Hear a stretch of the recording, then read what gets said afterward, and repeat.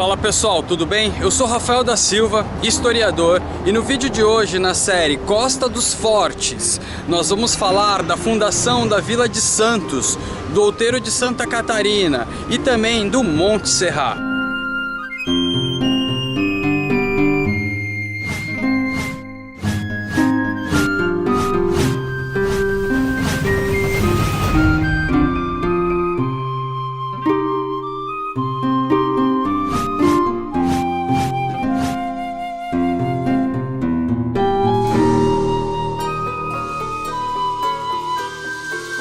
Esse daqui é o Outeiro de Santa Catarina. Foi sobre essas pedras que Brás Cubas iniciou a construção, que daria início à Vila de Santos. Por que ele escolheu esse lugar? Justamente por se tratar de um panótipo, de um local alto, com uma vista privilegiada daqui. Então, em 1543, foi fundada a Vila de Santos.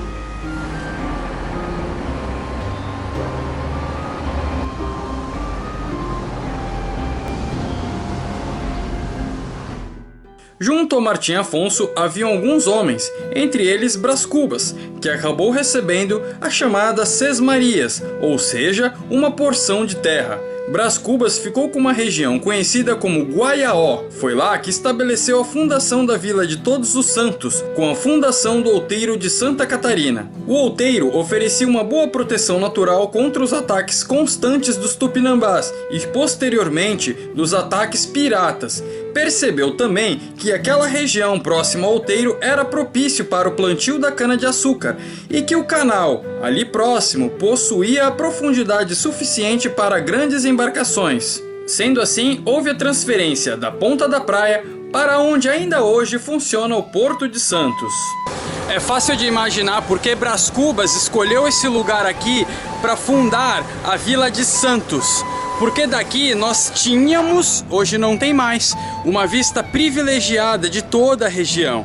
Então, como a ameaça na época era Tupinambá e posteriormente vai ser ameaça pirata, Brás Cubas escolheu este lugar aqui, porque daqui é um panótipo, havia uma vista muito privilegiada do litoral norte, da onde vinha a ameaça Tupinambá, e também de toda a Baía de Santos, protegendo assim a vila de ataques piratas.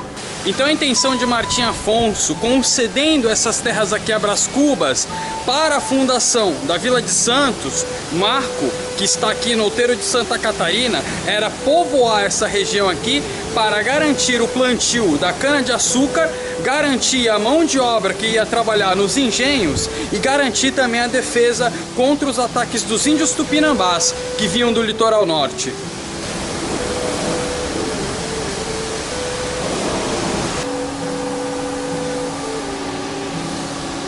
Tem uma curiosidade sobre a cidade de Santos, que é o próprio nome, porque junto com o Outeiro de Santa Catarina, Brás Cubas fundou também o Hospital da Misericórdia de Todos os Santos, com a intenção de cuidar dos enfermos das viagens marítimas. Então foi esse nome da Misericórdia de Todos os Santos que vai dar origem ao nome da cidade, hoje o maior porto da América Latina e etc e tal, a cidade de Santos. Bem legal essa história, né?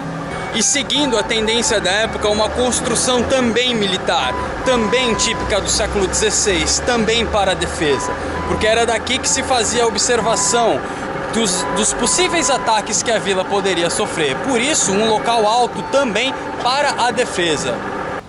É possível que aqui fosse uma entrada, dá para perceber que são construções de tempos diferentes, uma antiga escada levando para o alto da pedra.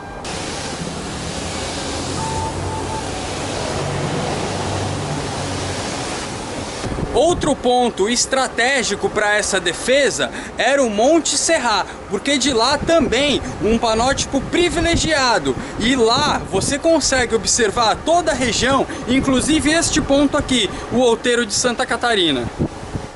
O Monte Serra é um local cheio de lendas e histórias na cidade de Santos, a começar pelo fato de ser o ponto mais alto da ilha, com vista de quase 360 graus. É claro que os portugueses aproveitaram essa característica para fixar um observatório contra ataques tupinambás e piratas. O Santuário Nossa Senhora do Monte Serrat data de 1599. Seu nome se deve à devoção do governador-geral do Brasil a Nossa Senhora do Monte Serrat. A Nossa Senhora se tornou padroeira da cidade de Santos quando a cidade sofreu um ataque pirata. Para fugir do ataque, a população se refugiou no alto do morro e, ao serem perseguidos, um deslizamento de terra repeliu o ataque. Milagre atribuído à santa.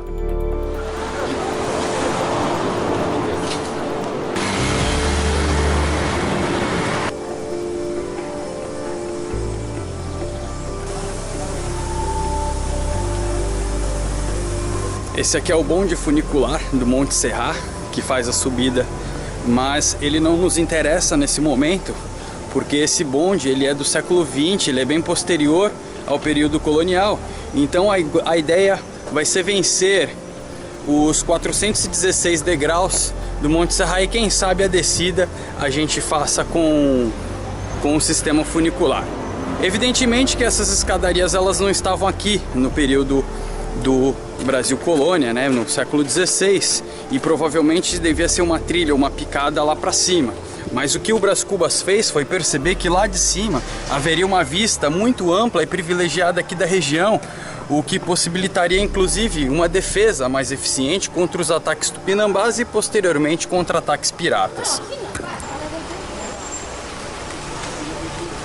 A placa aqui está falando 402, a minha fonte é 416, enfim, vai ficar arredondado em média 400 degraus, porque eu não vou contar a quantidade de degraus, mas vamos lá, vamos fazer essa subida aí para ver qual era a visão que os portugueses tinham no século XVI aqui da região.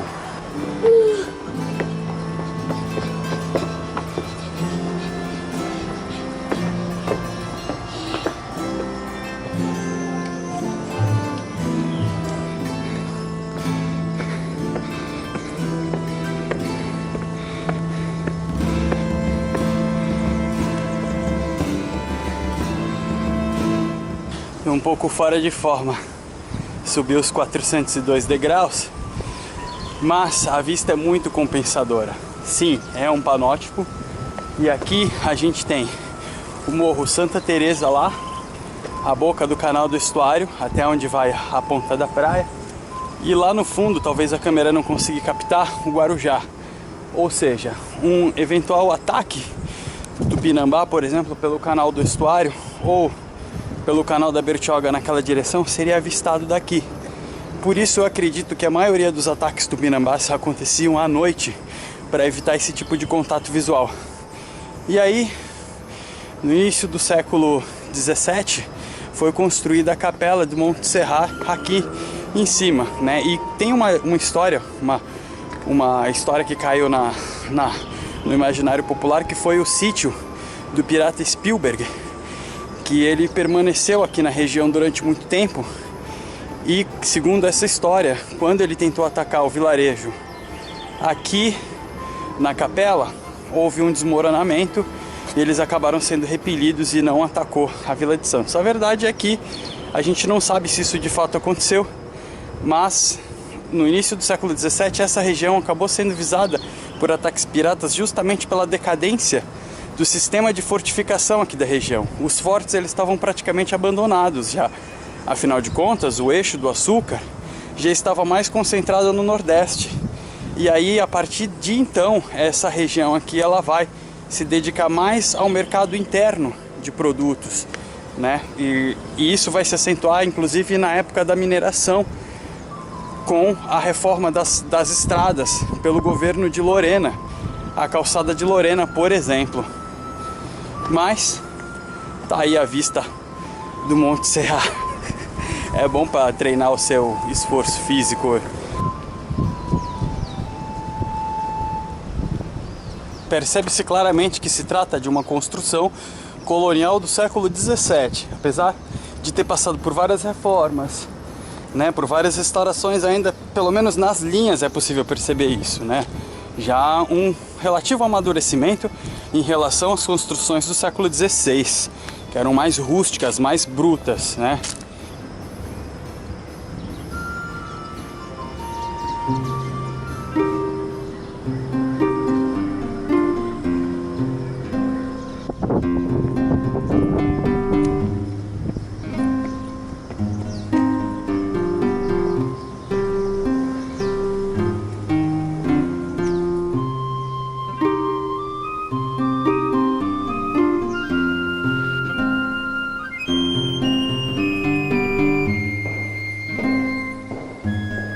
Esse aqui é o interior da capela e pela grossura das paredes a gente percebe claramente que servia também como uma fortificação. Vou mostrar para vocês agora o vidro que mostra a parede original.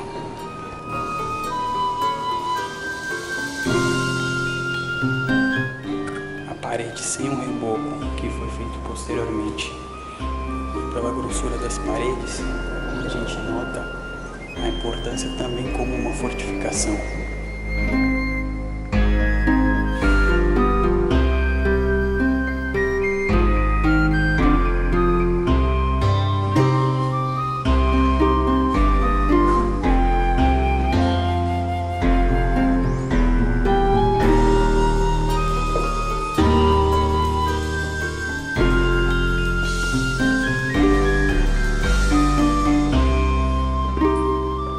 E é interessante como essas histórias do Brasil colônia ajudam a moldar o presente. Por exemplo, a padroeira da cidade, que é comemorado, que tem um feriado, etc e tal, ela vem justamente da Nossa Senhora aqui do Monte Serra, que é atribuída a ela o milagre do deslizamento, quando os piratas que estavam sitiando Santos resolveram subir e houve esse deslizamento de terra. A gente não sabe ao certo se essa história é verdadeira, mas a devoção à santa ela é verdadeira.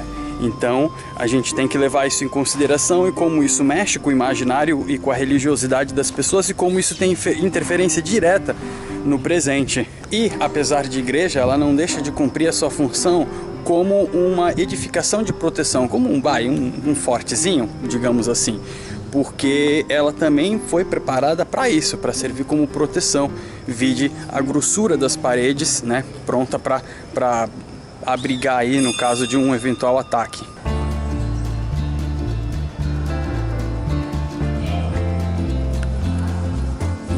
Apesar da gente não saber ao certo quando a igreja foi construída, de 1599 a 1610 mais ou menos, a gente pode então dizer assim que é uma construção do início do século 17.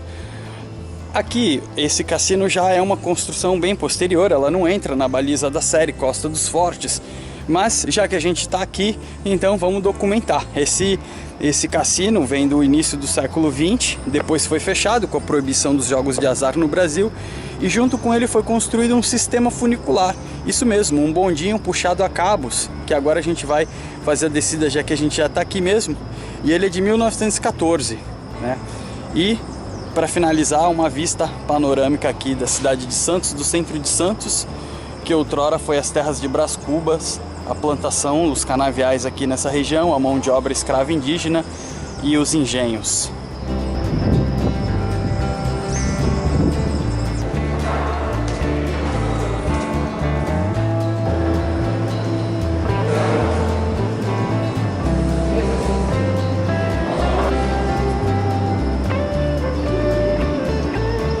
A hora que tu pegar confiança, é melhor do que o bonde.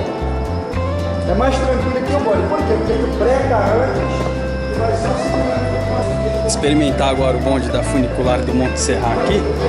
Sentar aqui nesse primeiro aqui, ó. Pra vir filmando a descida.